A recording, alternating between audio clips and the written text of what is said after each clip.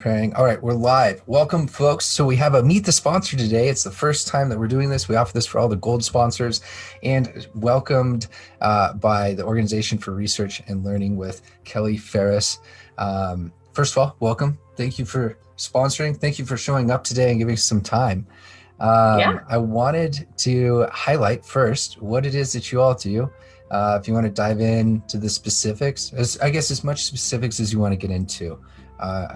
I'm welcomed.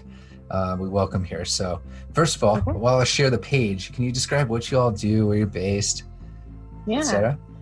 Well, we are in Seattle, Washington, and we serve clients in their homes or out in the community. So we probably serve the larger Puget Sound area. We have clients as young as 3 and some more free roaming young 20-year-olds. The majority of clients that seek support come with an identity of being autistic, or they and their families are talking about themselves as having autism. So kind of both, I think, cohorts, depending on who's seeking the service. Some of the older clients approach and are identifying that way themselves, and younger children are coming with parents in pursuit of support services. We are, I guess, medium-sized company. Yeah. We have fewer than 40 clients. We're probably in the 30s in terms of our staff number. I think the thing that is maybe really different about what we do is a pretty top-down investment in the overall supervision of a case. So professionals have very small caseloads. Like a consultant would have like a caseload of under 10, sometimes only like 6. Nice. And every client has multiple professional staff members, so multiple people certified as licensed behavior analysts. So every case gets someone who's had 10 years or more post-graduate training to be part of their dedicated clinical team. And that's just an investment in lives are complicated, so having more than one set of eyes on a case. It's also a little bit of an investment in mentorship and a commitment to continual learning on our part as practitioners, trying to stay close to the science. We definitely try and identify as science as practitioners, so making space for full dedication to clients while also still continuing to pursue and expand our understanding and pursuit of the science of human behavior and how we bring that to people to help them thrive. Yeah. I was just thinking you can share this in many of the behavior analyst groups and you'd have a influx of people, I would assume, being very interested with what you're talking about. And it's funny, we're hiring, Ryan. Nice. Nice. But yeah, I guess, it's pandemic. And so if people are thinking about a cross-country move, it's maybe, slower gears in that direction. But yeah, and it is tricky. If you're catching people right out of grad school, I think more are primed for almost like a residency program. I just feel like that's not what we call it, but I think our values of investing in mentorship and knowing that your first year out in the field is still very much a year of learning. And so trying to wrap people in lots of support systems with modicums of responsibility, you want liberation from being the behavior tech that you were, but also not getting in over your head in what should be the full scope of someone else's life that you're responsible for. That's super cool. And I feel like that's coming out of some of that's come out of the scientist practitioner model, as well as the standard acceleration community, just focusing on we're going to look at setting the circumstances to be able to have success, whatever that takes, we're going to do that. And if that means more mentorship, oversight, support, these sort of cases, then that's what we'll do. So it's pretty cool. I mean, if you value a really strong community of practice, not as part of your learning scope of now I've graduated from that, but actually as how you want to practice as a behavior analyst, we might be the people for you because it's a pretty strong value. That's cool. Yeah, I got to visit briefly. What was it? I don't know now. 3 or 4 years ago. It was actually, I think, right before we started it might have been more, at least. Yeah, okay. Yeah. No, it was. Yeah, no, it's more like 5 or 6 probably now. We got to visit in and walk through. and I'd love to check out a session. I didn't make that happen on the last couple trips. No, up there for because we're all in home, you came to the office where we have a kitchen. Yeah. I think I gave you some food, yes. but that was about it. Yeah, it's cool. We rent a house for the office space, with some of us living in our cars on the road, getting out to clients. It's actually really cozy to have a house, and instead of couches, they're like conference room tables. But having a kitchen and like a fireplace is a really great office space. So. Yeah. Maybe one of my last questions about O.R.L, unless there's other things you want to share, of course, is what are some of the, I don't know, things that y'all are reading, pay attention to, like implementing? Is there some new stuff that's kind of going on there, or what's a focus maybe if it's not new, you know? Yeah, I think two things that come to mind in answering that question. One is not a new focus, but I think, getting better with time. We've been talking about Ascent.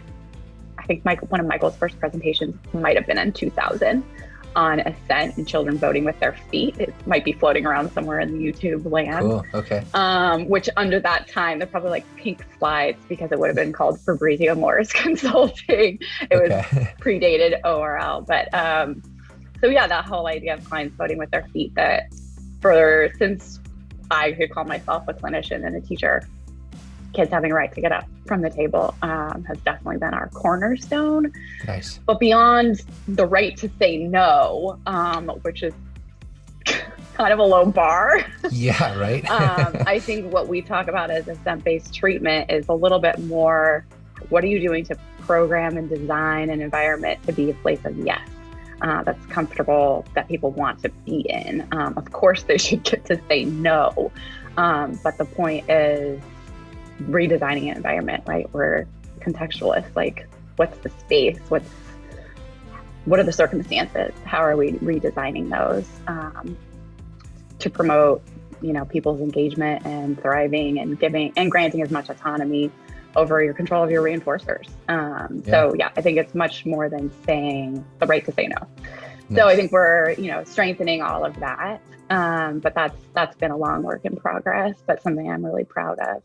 And I think our second piece is we're doing some work with Scott Herbst and Nasia Sorenzioli Ulazi. Yeah. Okay. Yeah. So we've had a year-long partnership with them, doing some turn the lens on ourselves and our systems and looking at who are we selecting in, who has a seat and access to those deep mentorship pieces, and were we satisfied when we looked around about who was making their way in and taking responsibility for that, whether you intentionally closed the door or you didn't, realizing what the selection mechanisms are in place and beginning to change those. So that work has been really fantastic. If you haven't spent time with either of those sweet souls, then I'll definitely recommend getting in contact with them. Yeah.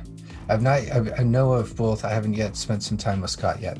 But yeah, I'm excited to get back to like other conferences and stuff like that when that is, because we can run into these people. Exactly. And like that. So real quick, if anyone's not aware of what we're doing here at CHATTcon, just a quick breakdown for folks. It's a virtual conference this year, so everything's pre-recorded. So all the sessions, we have our speakers listed out here.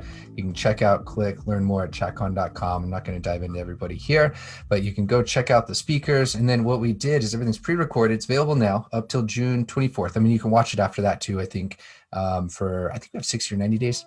I should double check on exactly what that is. But the conference dates of June 25th and 26th, we have, June 25th and 26th are reserved for like a flipped model where everyone's coming in, getting to have their questions answered in a Q&A session that they, wrote down while they were watching the sessions on their own. So the 2 days are reserved purely for 45-minute Q&A sessions with all the speakers, which should be pretty fun and a little bit of a different model. We're pretty excited for that. So maybe I can parlay this into what interested y'all in supporting us and helping out, make the event just a little bit better. Yeah. Well, I got to go. I had the good fortune of going to your first conference when it was here in Seattle. You made it very convenient for me And I didn't know what to expect. Ryan, you do some cool, fancy stuff, so it definitely I don't know if we knew interest. what to expect either. Yeah. And I walked away really floored. When you go to ABAI and it's just like such a massive convention, mm-hmm. it takes a lot of like self-discipline and focus to say like, where am I gonna mm-hmm. direct my attention? Like, what's my learning pursuit this time? And I think for a few years, I kind of like, I was broad, but then I got pulled with kind of more the social direction, like, where's everyone else walking? Yeah. And so when you offered that conference, it situated me in the context of animals, it situated me in the context of much purer science than where I live out in the very applied world and even the subsector of developmental mm-hmm. disabilities. And to sit in a room and realize I had something to learn about how to get butterflies to fly across like a stadium. Like, yeah, I if you had said like, hey, if you're a practitioner with working with kids with autism, come learn about butterflies, I would be like, oh, that's adorable. Yeah. But I did. And then subsequent presentations. So I went back and I was like, all of our staff have to go. Like getting to the pure science of like, how do you safely and responsibly get a snake to come out? And like, you have to think about their senses. You have to think, it was just all the things that are absolutely 100% applicable for me with my clients all the time. And really like all of our human interactions of like, understand people's circumstances and their environments. And if you want them to move in this direction, change where the leaves are, right? You're like, yeah. Like it's basic in some regard. And I think it's easy to get lost in your applied world. And so I wanted to support that. And you're fun people and it's easy to see a lot of values alignment. So yeah. Cool. Thank you so much for the kind words. Really appreciate it. And that's the sort of people we're trying to attract at the end of the day as well. When you were describing the initiatives or the continued initiatives of what's going on at O.R.L, the way you were talking about the ascent models and arranging the environment and such, and kind of stepping back and look at those, I immediately thought of Greg Hanley, Peggy Hogan, some other talks that we've recorded that are looking at this in the same way. So it's really cool to see all these parallels. Super good fit, and sponsors get to help make us or allow us to be able to just do more, give more back, things like that. We've got some special stuff planned, so pretty excited for that. We've got one, Joan, that we need to start teasing, by the way. We've got a guest speaker, our surprise guest speaker that'll be popping in. I'll give you the details afterwards. All right. Nice. So, okay. Very cool. Anything else before we wrap up here? No, thank you for all the work that you do. Putting on a conference is no small feat. No, thank you so much. Appreciate it. Yeah. All right.